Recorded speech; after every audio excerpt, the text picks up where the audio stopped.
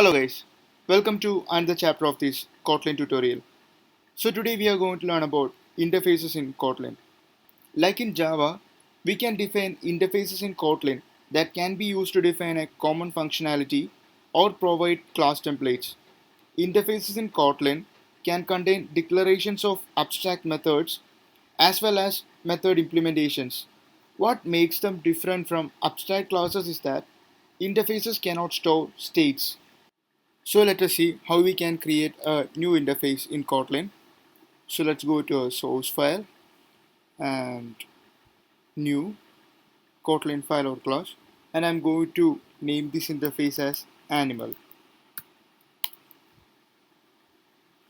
So an interface is defined using the keyword interface followed by the interface name. It is not really required to provide a body or method or properties to an interface. It can be just used as a marker method. Since an empty interface is kind of boring, I'm going to add a new method to this interface called makeVoice, which will take a string, a voice. Next, let us go and make a new class called dog, which will implement this interface. So class dog implements as a colon the interface name. So let us implement those members. So what happens when we implement those interface is that we will be able to override all the methods and properties in that interface. And also it has to be noted that a class or object can override or implement more than one interface. You can declare properties in an interface.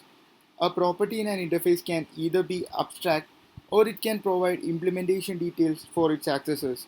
So I'm going to create a new property called id, an integer type, and I'm going to the dog class to implement this property. So you implemented the property in the dog class from the interface animal. So what I'm going to do next is I can provide a default value to this interface. So I'm going to override the getter of this ID. I really hope you remember how to override the getters and setters in Kotlin. So get equal to 10. So the advantage of giving a default value to this interface property is that then you don't really have to override this ID method here or the property here. So it is okay if you even if you don't override this property. An interface can derive from other interfaces and provide implementations for their members and declare functionalities and properties.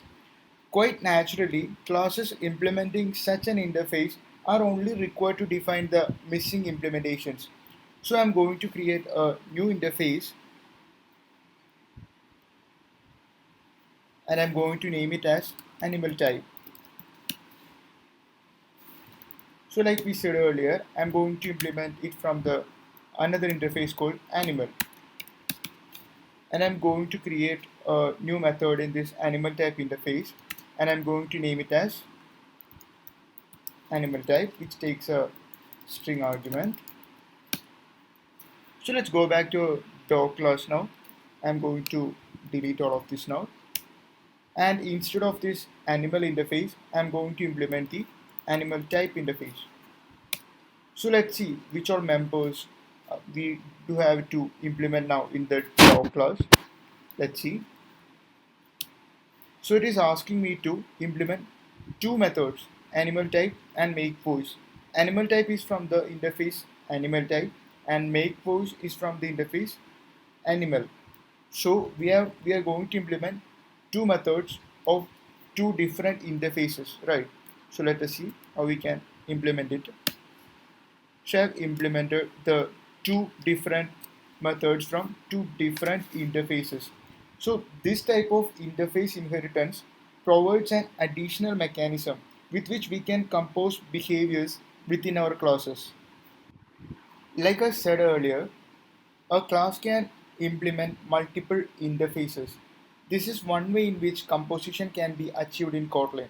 So let us create one more interface and name it as animal food.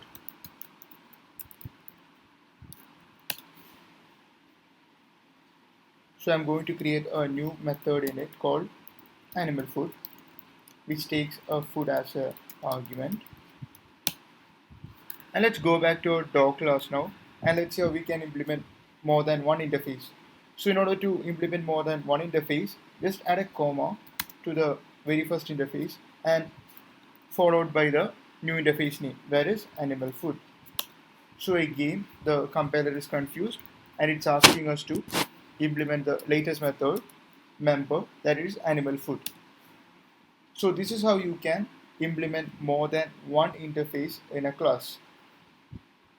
So we have seen how we can implement multiple interfaces. So there can be a scenario where in which two different interfaces can have identical methods. So we can check the animal type interface. It has a method called animal type already. So I'm going to just copy this method and I'm going to add this method to our animal food interface. So I'm going to add it to the animal food interface, and let's go back to our dog class now. So we can see that the compiler is confused again. So let us implement the members. So we can see that it is asking for us to implement two members, animal type from animal type interface and animal food interface. So do we really have to implement those two interfaces or interface members, or just one is enough? Because anyway the default implementation is the same, right? So what difference does it make if we implement two different interface members of this identical type? So I'm going to just implement just one interface of animal type, the very first one, and I'm going to change it as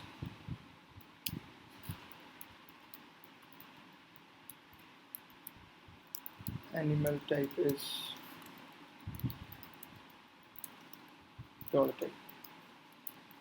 Let's go to a main method now, and let's see how we can call these interface methods. Let's create an instance of our class that will be a dog class, and I'm going to call animal type, and I'm going to pass as pub or something. This is just examples and all. So let's see what result we'll get now. So we got the result like animal type is pug, whereas we implemented identical methods in two different interfaces, but we got only single result. That's because the default implementation was identical. So let's change the default implementation now. So I'm going to the animal food again. So here it was animal type is type, and also the animal type interface it was animal type is type, right? So I'm going to change the animal food interface into animal type is now type. So let's call the instance again. So it doesn't change anything, but we know that the default implementations were different, so we must get two different results, right? So let's go back to our dog class and let's see how we can handle this scenario, like two different default implementations of identical methods in two different interfaces. So let's go to our dog class now. So how we can handle that? We can handle this scenario by adding something called a super dot animal type super dot animal type. But what's the difference? Where did we mention about our interfaces? So here I'm going to mention about the interface name. First one was animal type, and the second one was animal food, right? So let us call the main method again. Sorry about that. Let's call the main method again.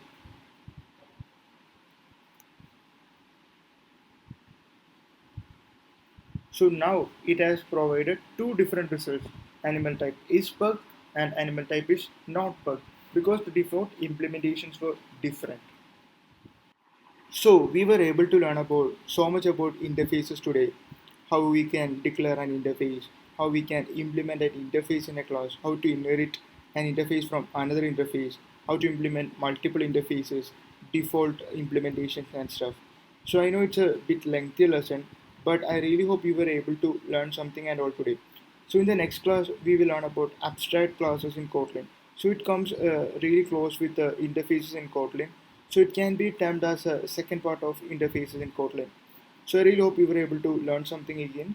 So if you really like the video, please subscribe and please like so we can reach more and more people who wants to learn Kotlin.